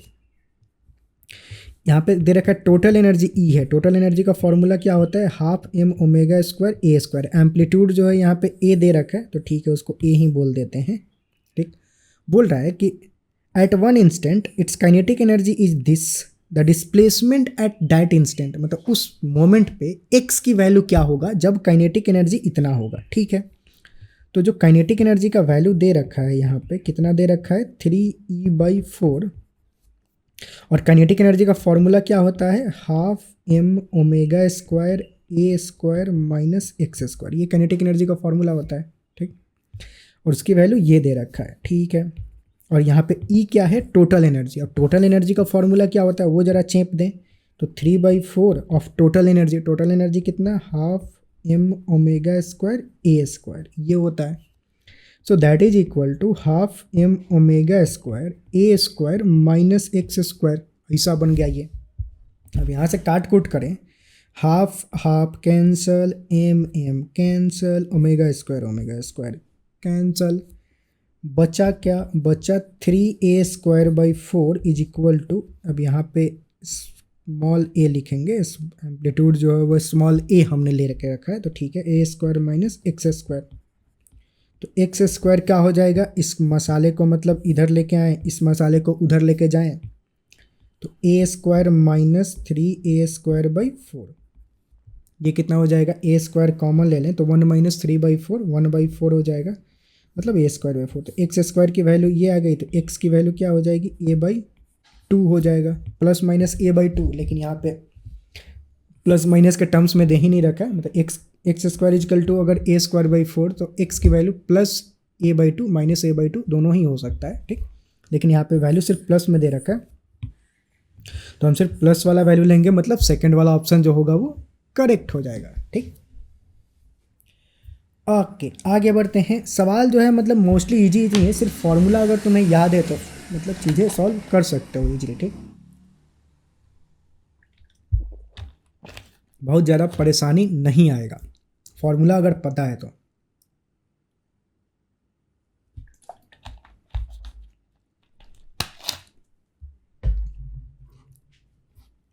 आगे बढ़ते हैं, अगला सवाल। अब ये 2021 का PYQ है।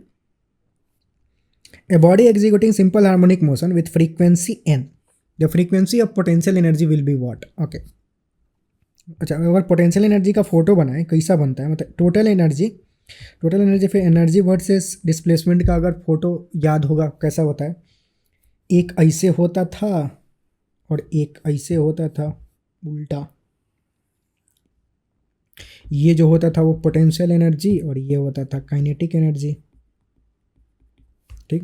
मतलब ये लेट से एक्सट्रीम पोजीशन है, X equal to 0, mean position मान लेते हैं कि यहाँ पे बीच में है, ये मतलब मीन पोजीशन है, एक्स इक्वल टू 0, इधर एक्सट्रीम, ठीक। मतलब मीन पोजीशन पे काइनेटिक एनर्जी मैक्सिमम होता है और एक्सट्रीम पोजीशन पे काइनेटिक एनर्जी 0। पोटेंशियल एनर्जी जो होता है वो एक्सट्रीम पोजीशन पे मैक्सिमम होता है, मीन पोजीशन पे जीरो हो जाता है, फिर एक्सट्रीम पे मैक्सिमम हो जाता है। तो एक कंप्लीट साइकिल में अगर देखें, मतलब यहाँ से यहाँ तक, तो जो पोटेंशियल एनर्जी है वो 2 बार मैक्सिमम हो रहा है, एक बार यहाँ पे, एक बार यहाँ पे, ठीक। तो मतलब पार्टिकल जब एक राउंड लेगा, मतलब एक पूरा कंप्लीट राउंड लेगा, लेट से यहाँ से शुरू कर रहा है, तो यहाँ से गया तो एक्सट्रीम पोजीशन एक बार मैक्सिमम आया, फिर वापस आएगा तो फिर एक बार मैक्सिमम आएगा, तो 2 बार चीज़ें मैक्सिमम हो रही है। तुम ऐसे समझो कि मीन पोजीशन से लेट से शुरू कर रहा है, यहाँ पे गया एक्सट्रीम पोजीशन पे, एक बार पोटेंशियल एनर्जी मैक्सिमम हुआ। एक साइकिल कंप्लीट लेने में क्या हो रहा है वो चेक करते हैं, ठीक। तो लेट से मीन पोजीशन पे था, मीन से एक्सट्रीम पे गया तो पोटेंशियल एनर्जी मैक्सिमम हुआ, फिर वापस आया, फिर यहाँ पे गया तो फिर पोटेंशियल एनर्जी मैक्सिमम हुआ, फिर वापस आया। एक कंप्लीट राउंड हो गया। एक कंप्लीट राउंड में पोटेंशियल एनर्जी मैक्सिमम कितनी बार हुआ? 2 बार हो रहा है। मतलब एक साइकिल में वो 2 बार हो रहा है, मतलब फ्रीक्वेंसी क्या होगा? डबल होगा, ठीक। अगर ये n साइकिल ले तो पोटेंशियल एनर्जी मैक्सिमम कितनी बार होगा? 2n टाइम्स होगा, ठीक। तो मतलब पोटेंशियल एनर्जी का फ्रीक्वेंसी क्या होगा? 2n, डबल होगा। डबल होगा मतलब फर्स्ट ऑप्शन जो होगा वो करेक्ट होगा, ठीक। ठीक है, तो ये सवाल मतलब कंप्लीट हुआ, कॉन्सेप्ट क्लियर हुआ, कॉन्सेप्ट समझ में आया, कॉन्सेप्चुअल ही था ये, ठीक। अगला सवाल, an oscillating mass spring system has a mechanical energy 1 joule, ठीक है, when it has an amplitude of 0.1 metre and the maximum speed is this, then the force constant of the spring will be, क्या होगा वो हमें calculate करना है, ठीक है। बोल रहा है कि ऑसिलेटिंग मास स्प्रिंग सिस्टम है जिसका मैकेनिकल एनर्जी इतना है। मैकेनिकल एनर्जी मतलब टोटल एनर्जी दे रखा है बेसिकली, कि टोटल एनर्जी की वैल्यू कितना है? 1 जूल है, ठीक है। अब बोल रहा है when it has an amplitude this and maximum speed this, तो एम्पलीट्यूड की वैल्यू दे रखा है कितना? 0.1 मीटर, और मैक्सिमम स्पीड भी, मैक्स की वैल्यू कितना दे रखा है? 1 मीटर पर सेकेंड सिर्फ, ठीक। तो हमसे force constant of the spring पूछ रहा है कि के की वैल्यू क्या होगी, वो हमें कैलकुलेट करना है, ठीक है। पहले तो फॉर्मूला अगर अप्लाई करें तो मैक्सिमम स्पीड यहाँ पे दे रखा है, तो मैक्सिमम स्पीड का फॉर्मूला क्या होता है? वी मैक्स क्या होता है? ओमेगा इंटू ए के बराबर होता है, ठीक। तो ओमेगा इंटू ए की वैल्यू क्या दे रखा है? 1 दे रखा है। ए की वैल्यू कितना है? 0.1, खुद ही बोल रखे हैं एम्पलीट्यूड, तो दैट इज इक्वल टू 1। तो ओमेगा की वैल्यू यहाँ से क्या हो जाएगी? 10 हो जाएगा। तो ये 1/10 लिख सकते हो, 10 को उधर भेज दो, तो ओमेगा की वैल्यू 10 आ गई। अच्छा, ओमेगा की वैल्यू मिल गया। के की वैल्यू क्या होता है? के जो होता है बेसिकली, मतलब टाइम पीरियड के टर्म्स में अगर देखा जाए या फिर ओमेगा के टर्म्स में कैलकुलेट किया जाए तो मतलब मैं भावनाएं क्या है, टाइम पीरियड का फॉर्मूला क्या होता है? 2π√m/k, या फिर ओमेगा की फॉर्मूला क्या होता है? ओमेगा इजकल टू √k/m होता है। ये डायरेक्ट याद भी होता है स्प्रिंग मास सिस्टम में। अगर ये नहीं याद है तो ये कहाँ से आया? फोर्स इजकल टू क्या? -kx। ऐसे देखो, फोर्स क्या? मास इंटू एक्सिलरेशन, ठीक, इजकल टू -kx। एक्सिलरेशन का फॉर्मूला क्या? -ω², x is equal to -kx। Minus minus cancel, m नहीं कैंसिल होगा, x कैंसल, तो जो ω² हुआ वो क्या? k/m का अंडर रूट ओमेगा की वैल्यू। तो यहाँ से ओमेगा की वैल्यू क्या होती है? k√k/m। तो ये डायरेक्ट याद ही रखेंगे कि स्प्रिंग मास सिस्टम में जो ओमेगा की वैल्यू होती है √k/m के बराबर होता है, ठीक। तो ओमेगा √k/m है, तो k की वैल्यू क्या हो जाएगी? यहाँ से k हो जाएगा m²। दोनों तरफ स्क्वायर कर देंगे और m को उधर भेज देंगे, तो m²। अब m की वैल्यू हमें पता है? नहीं पता है, लेकिन एक और इन्फॉर्मेशन यहाँ पे दे रखा है, ठीक है, उसका यूज करेंगे। और ओमेगा की वैल्यू तो पता चल गई, तो ठीक है। ऐसे क्वेश्चंस में कनेक्ट ही चीज़ों को कनेक्ट करेंगे कि क्या दे रखा है, क्या कैलकुलेट करना है। ओमेगा हमें ये चीज़ कैलकुलेट करना है, ये कैलकुलेट करने के लिए ये मसाला चाहिए। इस मसाले में हमने ओमेगा का वैल्यू तो कैलकुलेट कर लिया, m नहीं पता चला। अब m कहाँ से कैलकुलेट कर सकते हैं? उसके लिए गिवन इन्फॉर्मेशन क्या है वो देखेंगे। गिवन इन्फॉर्मेशन को देखें तो एक टोटल एनर्जी का दे रखा है, तो शायद इसका यूज करके हम मास की वैल्यू कैलकुलेट कर पाएँ, देखते हैं। तो टोटल एनर्जी वाला अगर हम फॉर्मूला यूज करें, टोटल एनर्जी का फॉर्मूला क्या होता है? ½ m ω² x² is equal to half omega square A square is equal to total energy 1। अच्छा, और जो एम ओमेगा स्क्वायर होता है वो के बराबर होता है, तो इसको डायरेक्ट यहीं से भी कर सकते हो, हाफ इसको लिख सकते हो के ए स्क्वायर इज इक्वल टू 1। ठीक, अब ए की वैल्यू डायरेक्ट ही दे रखा था, कुछ कैलकुलेट करने की जरूरत नहीं थी, ये फालतू का इन्फॉर्मेशन दे रखा है, इसीलिए कंफ्यूज होगा। अब ये इन्फॉर्मेशन का यूज करने के चक्कर में हमने ये सब चीज़ें कैलकुलेट कर लिया कि इन्फॉर्मेशन दे रखा है तो शायद तो यूज का होगा। ऐसे बहुत बार करता भी है फाइन पीवाई क्यूज में भी कि फालतू का इन्फॉर्मेशन दे रहेगा, ये बिना इसके इन्फॉर्मेशन के भी हो जाएगा। एम्पलीट्यूड की वैल्यू यहाँ पे चेप दो 0.1, तो हाफ के एम्पलीट्यूड 0.1 मतलब 1/10 का स्क्वायर इजकल टू 1, तो के की वैल्यू क्या हो जाएगी, ये 100 हो जाएगा, 100 इंटू 200 उधर जाएगा मल्टीप्लाई में, तो 200 न्यूटन पर मीटर हो जाएगा के की वैल्यू। 200 न्यूटन पर मीटर मतलब सेकंड ऑप्शन जो है वो डायरेक्ट आ जाएगा, ये सब करने की ज़रूरत ही नहीं थी, ये बिना मतलब का ये सब कैलकुलेशन ज़रूरत ही नहीं थी, डायरेक्ट आ जाएगा। ठीक, अब दूसरा क्या कर सकते थे कि ओमेगा तुमने कैलकुलेट कर लिया है तो ओमेगा की वैल्यू यहाँ पे पुट करो, ए की वैल्यू कैलकुलेट, एम की वैल्यू कैलकुलेट करो, एम मिल जाएगा, फिर इसमें एम और ओमेगा दोनों पुट कर दो तो मिल जाएगा। ठीक है, वो मतलब लंबा प्रोसेस हो जाता, यहाँ तो डायरेक्ट प्रोसेस, हमें क्या शॉर्टकट पानी निकालना, मतलब फाइनल आंसर लाना है। फाइनल आंसर जैसे आए, जहाँ से किसी को कहाँ पे घुसेड़ के, किसी को कहीं पे निकाल के, किसी को मार के, किसी को काट के, कैसे भी फाइनल आंसर है, फाइनल आंसर लाना है अपने को, ज़्यादा मतलब सोचना नहीं है। तो जैसे भी शॉर्टकट में फाइनल आंसर आ जाए, आ गया, आगे बढ़ जाएंगे। ठीक है, आगे देखते हैं। A long spring when stretched by distance x has potential energy u। Okay, on increasing the stretch to nx the potential energy क्या हो जाएगा। पोटेंशियल एनर्जी का फॉर्मूला क्या होता है, पोटेंशियल एनर्जी यहाँ पे दे रखा है कि u है, कब, जब वो x से एक्सटेंड किया गया है। स्प्रिंग का पोटेंशियल एनर्जी क्या होता है, हाफ के एक्स स्क्वायर। अब बोल रहा है कि अगर एक्सटेंशन को nx कर दिया गया तो पोटेंशियल एनर्जी क्या हो जाएगा। Let's suppose potential energy u dash हो गया, जब एक्सटेंशन nx कर दिया गया तब पोटेंशियल एनर्जी क्या हो गया, u डैश हो गया। तो इस u डैश की वैल्यू कैलकुलेट करनी है, तो u डैश क्या हो जाएगा, हाफ के एन स्क्वायर एक्स स्क्वायर, तो एन स्क्वायर को इधर ला लें तो हाफ के एक्स स्क्वायर ऐसा हो जाएगा, ये देखा जाए तो ऐसा हो जाएगा। अब हाफ के एक्स स्क्वायर क्या है, u के बराबर हो जाएगा, तो जो u डैश है वो एन स्क्वायर इंटू यू के बराबर हो जाएगा। यही हमसे पूछा जा रहा है कि u डैश क्या होगा, एन स्क्वायर यू हो जाएगा, मतलब थर्ड वाला ऑप्शन जो है वो करेक्ट हो जाएगा। ठीक है, आगे बढ़ते हैं। अगला सवाल, spring mass system simple pendulum से रिलेटेड कुछ सवाल आएंगे। यहाँ दे रखा है कि मास एम इज सस्पेंडेड। अब फोटो में ही देख लेते हैं कि मास जो है वो दो स्प्रिंग से ऐसे सस्पेंड किया गया है। When set into vertical motion then the time period क्या होगा। अब इसका स्प्रिंग कांस्टेंट k1 है, इसका स्प्रिंग कांस्टेंट k1 है। अब इसको वर्टिकल मोशन करा दिया जाए तो टाइम पीरियड क्या होगा वो हमें कैलकुलेट करना है। ठीक है, तो स्प्रिंग मास सिस्टम में टाइम पीरियड का फॉर्मूला क्या होता है, 2π√m/k। ये स्टैंडर्ड होता है, हमेशा यही होगा स्प्रिंग मास सिस्टम में, ये याद रखेंगे। जहाँ पे k क्या होगा, अगर मल्टीपल स्प्रिंग कनेक्टेड हैं तो k इक्विवेलेंट के बराबर होगा। ठीक, अब यहाँ पे क्या है कि दो स्प्रिंग कनेक्टेड है, कैसे कनेक्टेड है, पैरेलल में कनेक्टेड है। जब स्प्रिंग पैरेलल में कनेक्टेड होता है तो इक्विवेलेंट स्प्रिंग कांस्टेंट किसके बराबर होता है, k equivalent equal to k1 plus k2 के बराबर होता है जब वो पैरेलल में कनेक्टेड होता है स्प्रिंग। और जब सीरीज में कनेक्टेड होता है तो 1/k equivalent equal to 1/k1 plus 1/k2, ये जब सीरीज में कनेक्टेड होता है स्प्रिंग तब। यहाँ पे पैरेलल में है तो equivalent spring k1 plus k2 हो जाएगा।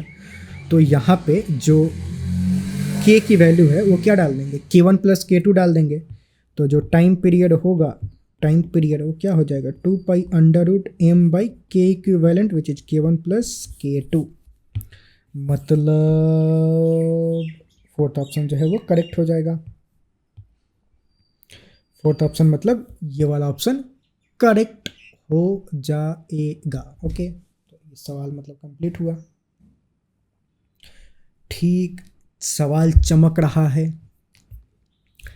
आगे बढ़ते हैं। अगला सवाल, A mass capital M is suspended from a spring of negligible mass. The spring is pulled a little and then released so that the mass executed simple harmonic motion with oscillation of time period capital T. ठीक है. If the mass is increased by small m, the time period of this becomes this. Then the ratio will be क्या होगा. ठीक है. दे रखा है कि पहले एक स्प्रिंग से एक मास कनेक्ट किया गया था कैपिटल एम का, और जब इसको थोड़ा सा हिला दिया गया तो ये एसएचएम करने लगा कैपिटल टी टाइम पीरियड से. कैपिटल टी का वैल्यू क्या होगा, 2π√m कैपिटल एम बाई के बराबर होगा. ठीक. अब बोल रहा है कि इस मास को इंक्रीज कर दिया गया बाई स्मॉल एम, मतलब इसमें स्मॉल एम और एक्स्ट्रा मास ऐड कर दिया गया. तो अब जो मास है नया वाला मास वो कितना हो गया, capital M plus small M हो गया. तो अब जो नया वाला टाइम पीरियड जो होगा, जिसकी वैल्यू दे भी रखा है कि नया वाला टाइम पीरियड जो है ये हो गया, मतलब 5t/4 हो गया नया वाला टाइम पीरियड.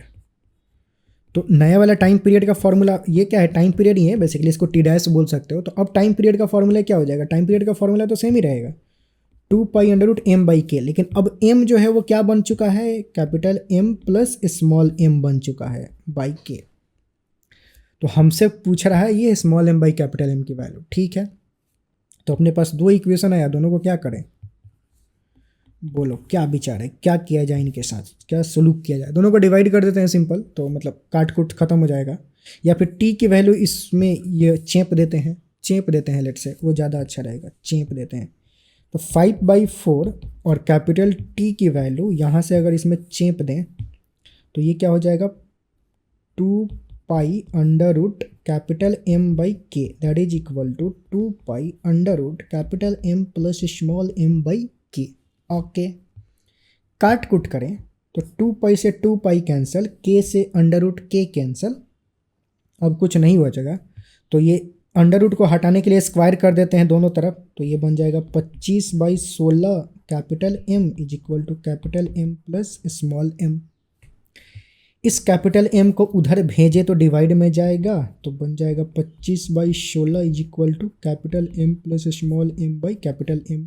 इसको 1 plus small m by capital M लिख सकते हो, small m by capital M लिख सकते हो. ये 1 को इधर लेके आओगे तो सब्ट्रैक्शन में आएगा, तो 16, मतलब ये इसको यहाँ पे मैं लिखता हूँ 25/16 minus 1 is equal to small m by capital M हो जाएगा. हमसे यही small m by capital M की वैल्यू पूछ रहा है, तो वो आ जाएगा, ये क्या हो जाएगा, 25 - 16 9/16 हो जाएगा small m by capital M की वैल्यू. यही हमसे पूछ रहा है 9/16, मतलब फर्स्ट ऑप्शन जो होगा वो करेक्ट हो जाएगा. ठीक. तो सवाल ये कंप्लीट हुआ. ओके. सवाल चमक रहा है, मज़ा आ रहा है, मज़ा आ रहा होगा, मज़ा आना चाहिए. ओके. आगे बढ़ते हैं. अगला सवाल, the acceleration due to gravity at a place is this, then the time period of the simple pendulum of the length 1 metre will be, क्या होगा वो हमें कैलकुलेट करना है. ओके.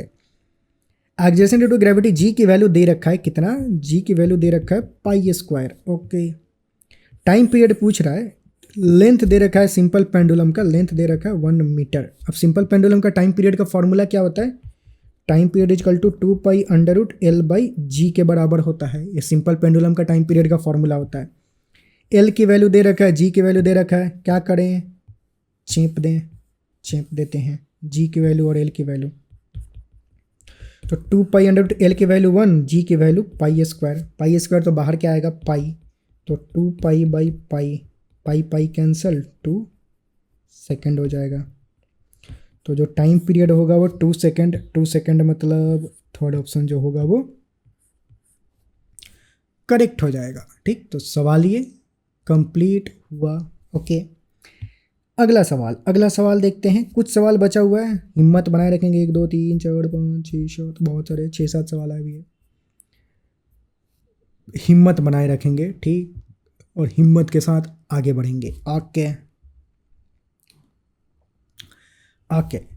दे रखा है कि the distance between the 2 point of super the distance between the point of suspension and the centre of gravity of A compound pendulum is L. Okay, अब ये क्या दे रखा है, एक कंपाउंड पेंडुलम की बात कर रहा है। लेट्स से कोई एक कंपाउंड पेंडुलम है।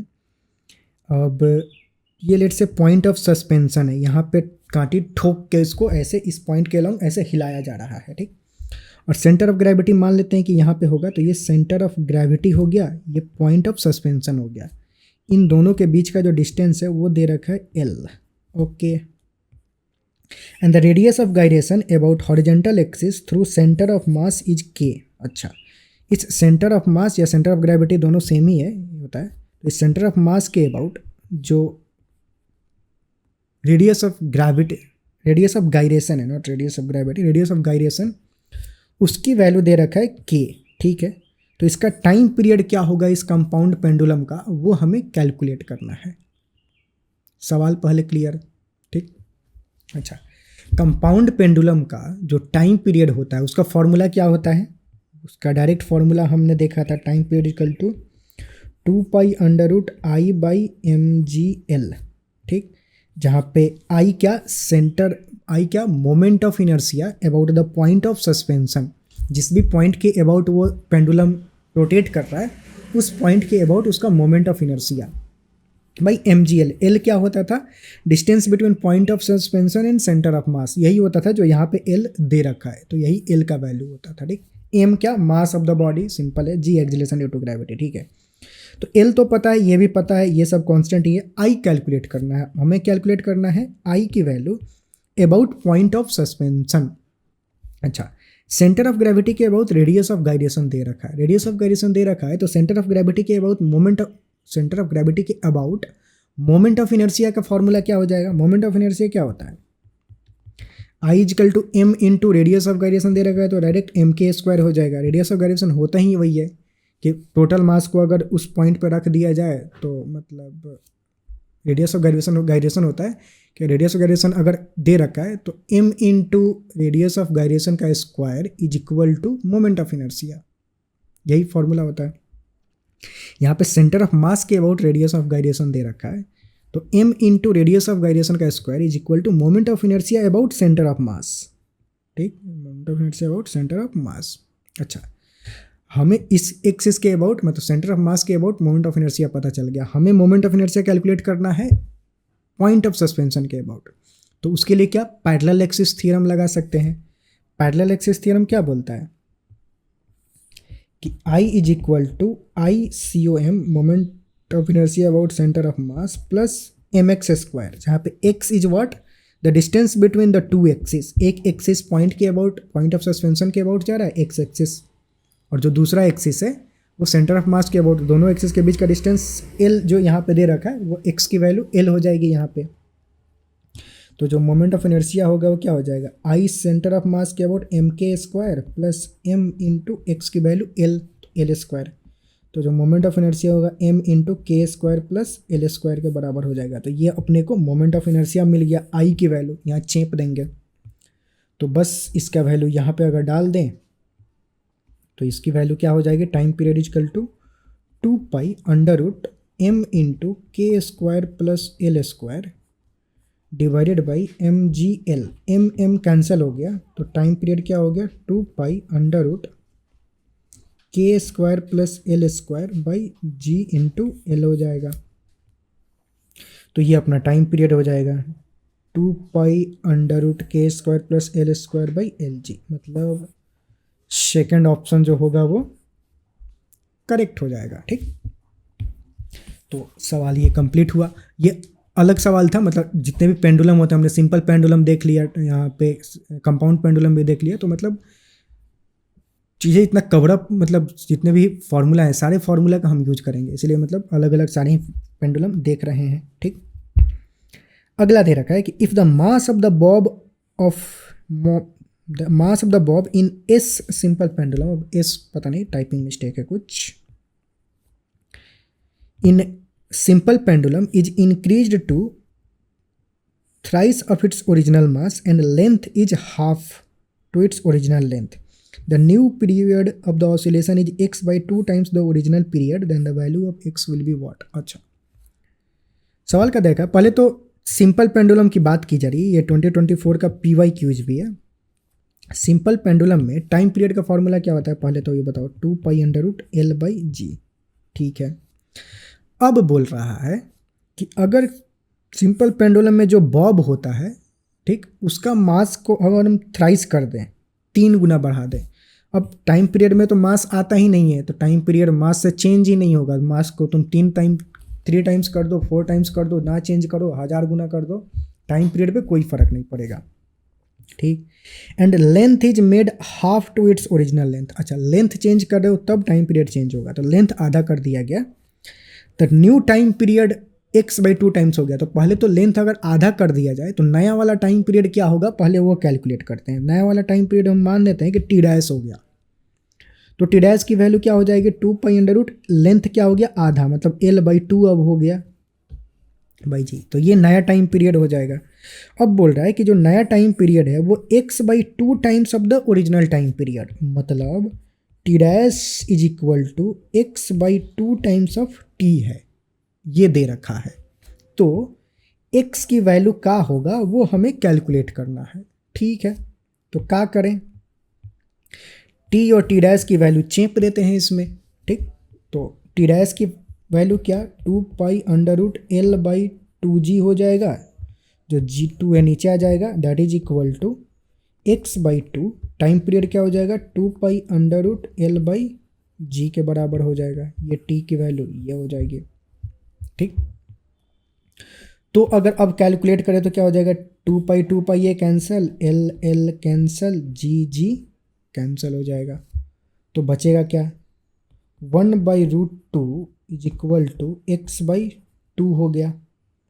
√2 से ये √2 कैंसिल हो जाएगा, समझ में आया। मतलब इसको तुम ऐसा भी लिख सकते हो कि x इज इक्वल टू क्या हो जाएगा, 2/√2, 2/√2 मतलब क्या, √2 हो जाएगा। ठीक, तो x की वैल्यू जो हमसे पूछा जा रहा है वो क्या हो जाएगा, √2, मतलब फोर्थ ऑप्शन जो है वो करेक्ट हो जाएगा। ठीक, तो सवाल यहाँ पे कंप्लीट हुआ। आगे बढ़ते हैं, अगला सवाल, एक मिनट।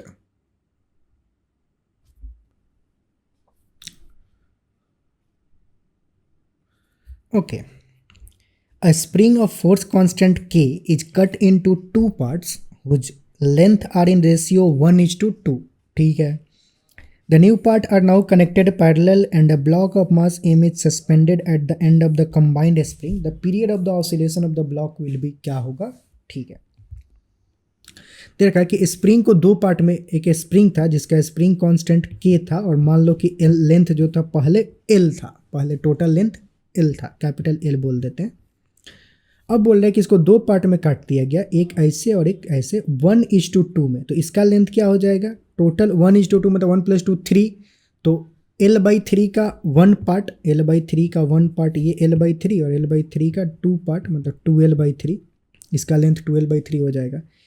इस वाले स्प्रिंग का स्प्रिंग कांस्टेंट हम बोल देते हैं लेट्स से K1, और इसका स्प्रिंग कांस्टेंट बोल देते हैं K2, और इसको दोनों को पैरेलल में कनेक्ट कर दिया गया, ऐसा बोल रहा है, और फिर ब्लॉक से अटैच्ड कर दिया गया। मतलब अब जो ब्लॉक लेट्स से यहाँ पे बनाते हैं, इस पर 2 स्प्रिंग अटैच्ड है, K1 और K2 ऐसे अटैच कर दिया गया। तो अब इसका टाइम पीरियड क्या होगा वो हमें कैलकुलेट करना है।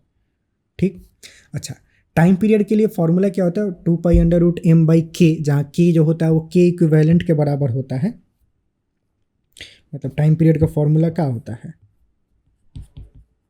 2π√m/k, k जो होता है k इक्विवेलेंट, यहाँ पे दोनों पैरेलल में कनेक्टेड है, तो k इक्विवेलेंट क्या हो जाएगा, K1 + K2 के बराबर हो जाएगा, सिंपल।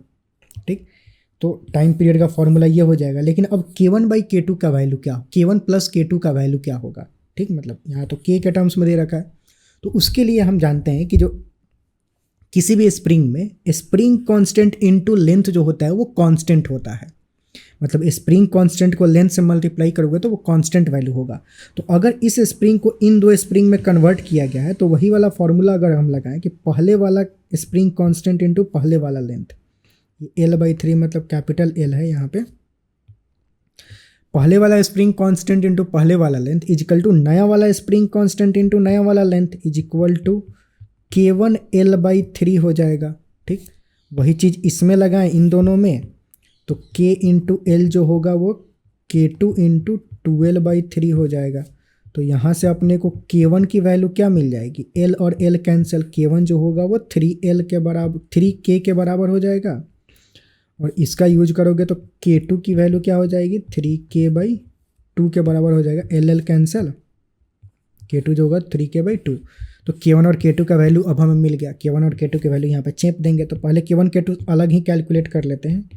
k1 प्लस k2 कितना हो जाएगा, k1 3k और k2 कितना है 3k/2। ठीक, तो ये कितना हो जाएगा 9k/2 हो जाएगा। तो k1 प्लस k2 जो होगा वो 9k/2 हो जाएगा। अब यहाँ पे वैल्यू पुट कर दे तो 2π√m/k, k कितना 9k/2, 2 ऊपर चला जाएगा। तो जो टाइम पीरियड होगा वो इसके बराबर हो जाएगा 2π√2m/9k, मतलब जो फर्स्ट ऑप्शन होगा वो करेक्ट हो जाएगा। तो ये टाइम पीरियड हो जाएगा नए वाले पेंडुलम का। ठीक, कॉन्सेप्ट समझ में आ रहा है। इसमें ये वाला कॉन्सेप्ट तो मैंने पहले ही देखा था, ये वाला एक नया कॉन्सेप्ट था कि स्प्रिंग, किसी भी स्प्रिंग में स्प्रिंग कांस्टेंट इनटू लेंथ जो होता है वो कांस्टेंट होता है। तो उसको काट कूट के अगर कुछ अलग बना रहे हो तो ये वाला कॉन्सेप्ट यूज करो कि लेंथ इनटू स्प्रिंग कांस्टेंट करके दोनों को इक्वेट करके नया वाला स्प्रिंग कांस्टेंट कैलकुलेट कर सकते हो। ठीक, A second pendulum is suspended from the roof of a lift if the lift is moving up with an acceleration 9.8 metre पर second square. It's time period will be, क्या होगा वो हमें calculate करना है। ठीक है, सेकेंड्स पेंडुलम का मतलब क्या होता है कि ऐसा पेंडुलम जिसका टाइम पीरियड 2 सेकेंड हो, मतलब इसका मतलब यही होता है। ठीक, तो और सिंपल पेंडुलम मतलब का, सिंपल पेंडुलम जो होता है उसका फॉर्मूला क्या होता है 2π√L/g।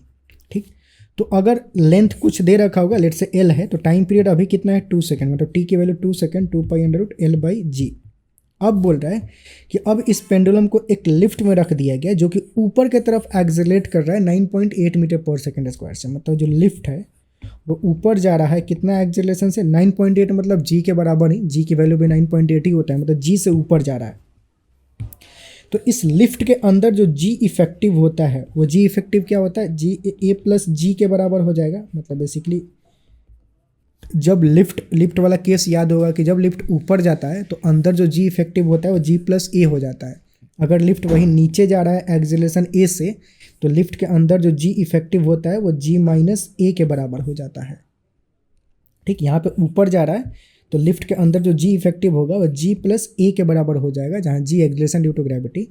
लेकिन यहाँ पे भी a की जो वैल्यू है वो g के बराबर है। ठीक, तो जो g इफेक्टिव होगा वो g plus acceleration of lift भी g के बराबर ही है, तो 2g के बराबर हो जाएगा।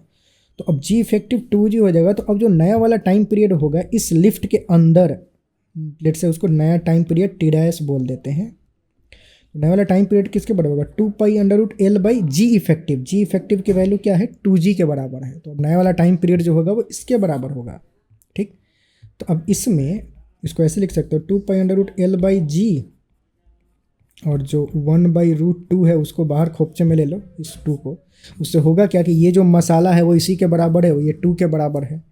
तो ये नया वाला टाइम पीरियड है t' वो 2/√2 हो जाएगा। तो मतलब क्या, ये √2 हो जाएगा। तो जो नया वाला टाइम पीरियड होगा वो √2 सेकेंड हो जाएगा। ठीक, मतलब सेकेंड ऑप्शन जो है वो कंप्लीट हो जाएगा। ओके, कंप्लीट नहीं हो जाएगा, सेकेंड ऑप्शन सही हो जाएगा। ठीक, पढ़ा के पगला आ जाते हैं। अगला सवाल, और ये शायद लास्ट सवाल है। Okay, the period of the oscillation of simple pendulum of constant length at the surface of earth is t। ठीक है, मतलब पृथ्वी के सरफेस पे टाइम, सिंपल पेंडुलम का जो टाइम पीरियड है t दे रखा है। सिंपल पेंडुलम का फॉर्मूला क्या होता है 2π√L/g। ठीक है, अब बोल रहा है कि it's time period inside the mine will be what. Mine मतलब जमीन के अंदर अगर जाया जाए तो उसका टाइम पीरियड क्या होगा वो कैलकुलेट करना है। ठीक है, तो माइन के अंदर अगर जाया जाए तो टाइम पीरियड कितना होगा, मतलब माइन के अंदर होगा क्या, बेसिकली जो जी की वैल्यू होती है वो घट जाती है।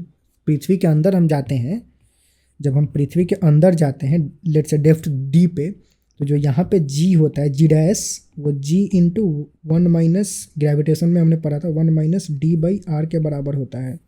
ठीक, मतलब जो एक्सेलरेशन रेट ऑफ ग्रेविटी होता है ज़मीन के नीचे भी घटता है, ऊपर भी घटता है, दोनों तरफ डिक्रीज होता है। तो नीचे जाएंगे तो जी की वैल्यू डिक्रीज हो जाएगा, जी की वैल्यू डिक्रीज हो जाएगा तो टाइम पीरियड क्या होगा, इंक्रीज हो जाएगा, टाइम पीरियड बढ़ जाएगा, इंक्रीज हो जाएगा, मतलब फर्स्ट वाला ऑप्शन ये करेक्ट हो जाएगा। ठीक, तो इसी के साथ इस चैप्टर के सारे सवाल कंप्लीट हुए। ठीक, आई होप कि मज़ा आया होगा, चीज़ें समझ में आ रही होगी। ओके, ठीक है, कैसा लगा वीडियो नीचे डिस्क्रिप्शन में ज़रूर बताते रहो तुम्हें कितना फ़ायदा हो रहा है नहीं हो रहा है, क्योंकि उससे हमें मतलब मोटिवेशन का एकदम एनर्जी आता है, हमारी एनर्जी वहीं से आती है। और चैनल सब्सक्राइब वगैरह कर दो, दोस्तों वगैरह हैं जो कि नीट का प्रिपरेशन कर रहे हैं तो उनके साथ शेयर कर सकते हो, ताकि हमारी रीच थोड़ी सी बढ़ जाए, मतलब हमें फ़ायदा हो जाएगा थोड़ा। ठीक है, बाकी अगला जो वीडियो आएगा वो वेव पे आएगा। ये ऑसिलेशन हो गया, अब जो नेक्स्ट वीडियो होगा वो वेव चैप्टर पे क्वेश्चन प्रैक्टिस करेंगे, वो वीडियो आएगा। ठीक, उसके बाद सारे ही थियरी है, सारे ही प्रॉब्लम सॉल्विंग, जो भी थियरी वीडियो ऑलरेडी अपलोडेड है अभी तक, उसके सारे के प्रॉब्लम सॉल्विंग हो गया। अब फिर से थियरी वीडियो आना शुरू होगा, मतलब वेव का क्वेश्चन प्रैक्टिस आएगा नेक्स्ट वीडियो, और उसके बाद अगेन अब थियरी वीडियो आना शुरू होगा। थियरी फिर question practice, theory question practice, theory question practice, ऐसे दोनों साथ में चलेगा। ठीक, ठीक है, तो मिलते हैं इसी के साथ अगले वीडियो में। नेक्स्ट वेव 11th का ही जो वेव इसका नेक्स्ट चैप्टर है वो आएगा। ठीक, और तब तक पढ़ाई करते रहो पॉजिटिविटी के साथ, हौसले के साथ, हिम्मत नहीं हारना है। ठीक, और मिलते हैं अगले वीडियो में।